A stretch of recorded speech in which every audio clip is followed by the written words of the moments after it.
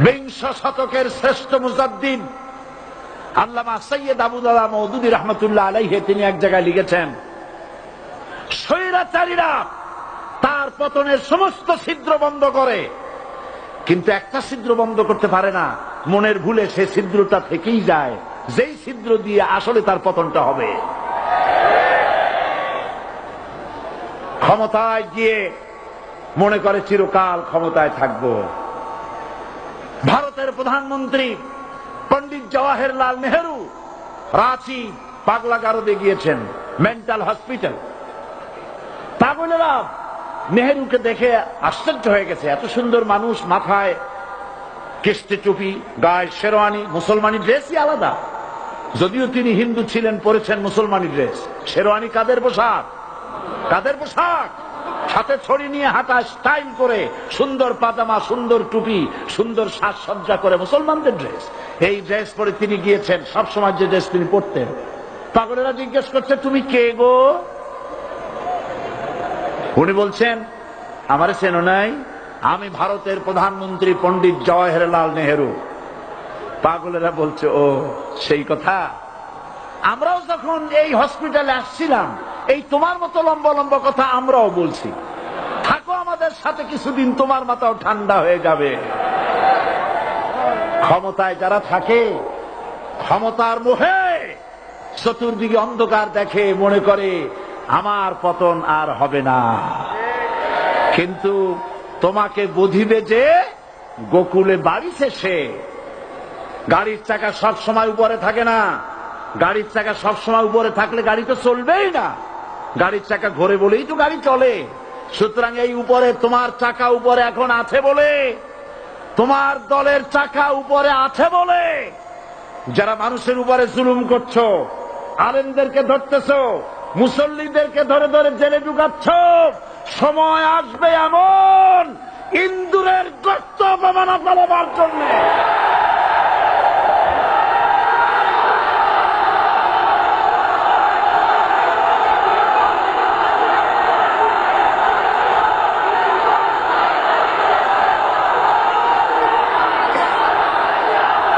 আবু জাহেলের গোষ্ঠী, আবু জাহেলের গোষ্ঠী মনে করেছে সোজা আঙ্গুলে ঘি যখন উঠলো না, আঙ্গুল বাঁকা করতে হবে। শুরু হয়ে গেল অত্যাচার, শুরু হয়েছে না? হযরত সুমাইয়া রাদিয়াল্লাহু তাআলা আনহা কি নির্মম ভাবে, নিষ্ঠুর ভাবে তাকে শহীদ করা হলো। খাব্বাব, খুবাইব, হযরত খাব্বাব রাদিয়াল্লাহু তাআলা আনহুকে দেখে হযরত ওমর একদিন বলছিলেন, খাব্বাব তোমার পিঠে এত গর্ত কেন? এত গর্তওয়ালা পিঠ আর এত চিকুন কোমর আমি তো জীবনেও দেখিনি। হযরত খাব্বাব বলেছেন, ওমর জানো না, ইসলাম কবুল করার অপরাধে, কালেমা পড়ার অপরাধে কাফির বেঈমানেরা আমাকে মারধর করেছে। যখন আমি তাদের মারে কালেমা ছাড়ি নাই, তখন আগুন জ্বালায়া আগুনের আংটার উপরে, আংটা আগুনের উপরে আমাকে চিৎ করে শোয়ায়া, আমি যেন নড়াচড়া করতে না পারি সেজন্য আমার বুকের উপরে পাথর চাপা দিয়া রেখেছে। আগুনে গোশত পুড়ে পুড়ে আগুন ভিতরে ঢুকেছে, গায়ের রক্ত আর চর্বি গলে গলে পড়ে আগুনগুলো নিবেছে। ওই পিঠে যে গর্ত হয়েছে আজও পর্যন্ত সেই গর্ত মিটে যায় নাই। হযরত খাব্বাব রাদিয়াল্লাহু তাআলা আনহু বলছেন, বুখারী শরীফে হাদিসে ভাবে এসেছে, ওয়ান খাব্বাব বিন আরিত রাদিয়াল্লাহু তাআলা আনহু আন্নাহু قال شكونا إلى رسول الله صلى الله عليه وسلم وهو متوسد بردة له في ظل الكعبة। আমি গেলাম রাসূলুল্লাহর কাছে, যে দেখি হুজুর বাইতুল্লাহ শরীফের ছায়ায় আরাম ফরমাচ্ছেন। আমি কাছে গিয়ে বললাম, আলা তাস্তানসিরু লানা আলা তাদউ লানা ইয়া রাসূলুল্লাহ, হে রাসূল আপনি কি আমাদের জন্য দোয়া করবেন না? আপনি কি আমাদের জন্য আল্লাহর কাছে সাহায্য প্রার্থনা করবেন না? মার খেয়ে খেয়ে তো শেষ হয়ে গেলাম। শুনতেছেন আপনারা? আল্লাহর নবী উঠে বসলেন, বললেন, খাব্বাব শোনো, তোমাদের আগে যারা এই পৃথিবীতে এসেছিলেন দ্বীনের দাওয়াত দেওয়ার জন্য, সমকালীন রাষ্ট্র শক্তি তাদেরকে ধরত, ফায়ুখাজুর রাজুলু ফায়ুহফারু লাহু ফিল আরদ, তার জন্য তারে ধরে নিয়া মাটির মধ্যে গর্ত করত, ফায়ুজআলু ফিহা, এরপরে সেই গর্তের ভিতরে তাকে কোমর পর্যন্ত গেড়ে দিত।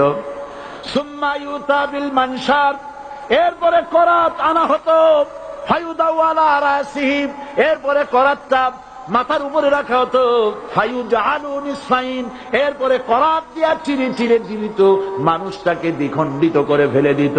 মা ইয়াসুদ্দুহু যালিকা আন দীনি, এত কষ্ট দেওয়ার পরেও, এত জুলুম করার পরেও দ্বীনের দায়ীদেরকে এক চুল পরিমাণ আল্লাহর রাস্তা থেকে তারা সরাই দিতে পারে নাই। ওয়াল্লাহি, ও খাব্বাব, আমি আমার আল্লাহর নামে কসম করি। মুসলমান কে কসম করতেছে? আল্লাহ রাসূল। আমি আমার আল্লাহর নামে কসম করি, ওয়াল্লাহি লা ইউতাম্মান্নাল্লাহু হাদাল আমর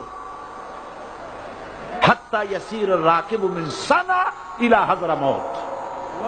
সেদিন বেশি দূরে নয়, ইয়েমেনের রাজধানী সানা থেকে শুরু করে সৌদি আরবের হাযরামাউত পর্যন্ত হাজার হাজার মাইল, এই দীর্ঘ পথে যুবতী নারী তার সৌন্দর্যের পশ্চা নিয়া, আর ধনাঢ্য ব্যক্তিরা সওদাগরেরা তাদের টাকা পয়সা নিয়া একাকে নিয়ে অথবা দলবদ্ধ ভাবে মানুষেরা যাতায়াত করবে।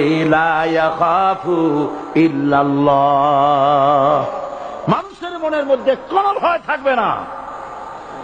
এমন একটা সময় আসবে, ওয়ালাকিন্নাকুম তাস্তাজিলুন, অথচ তোমরা বড্ড তাড়াহুড়ো করছো। তাড়াহুড়ো করো না, অপেক্ষা করো, ধৈর্য ধরো, মার খাও, জেলে যাও, শহীদ হও, আল্লাহর রাজ কায়েম হবেই হবে।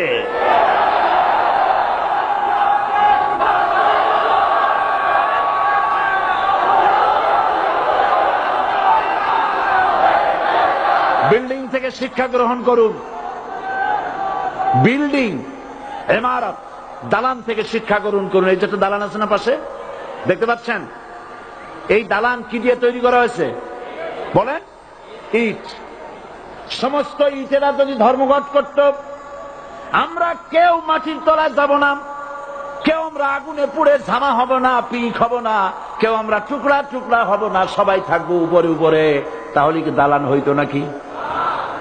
এই বিল্ডিং নির্মাণ করতে গিয়া ইটের যে স্যাক্রিফাইস, হাজার হাজার ইটকে পিক হতে হয়েছে, পুড়ে যেতে হয়েছে, খোয়া হতে হয়েছে, ভেঙে টুকরা টুকরা হয়ে 50 ফিট মাটির নিচে যেতে হয়েছে।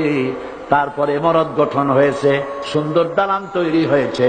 যারা ইসলামী শাসন চান, আল্লাহর দ্বীনকে বিজয়ী দেখতে চান, তাদেরকে অসংখ্য মানুষকে পোড়াইটের মতো জেলখানায় পুড়ে পুড়ে মরতে হবে, অসংখ্য মানুষকে ফাঁসির কাস্তে ঝুলতে হবে, গায়ের রক্ত দিতে হবে, শহীদ হতে হবে, তারপরে ইসলামের ইমারতটা কায়েম হয়ে যাবে।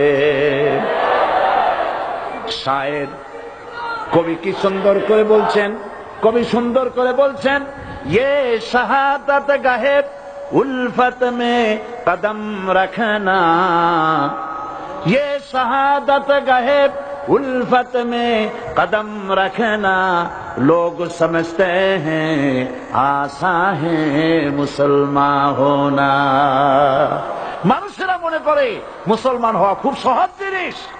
না, মুসলমান হওয়ার অর্থ হলো শাহাদাতের ঈদগাহে শামিল হয়ে যাওয়া।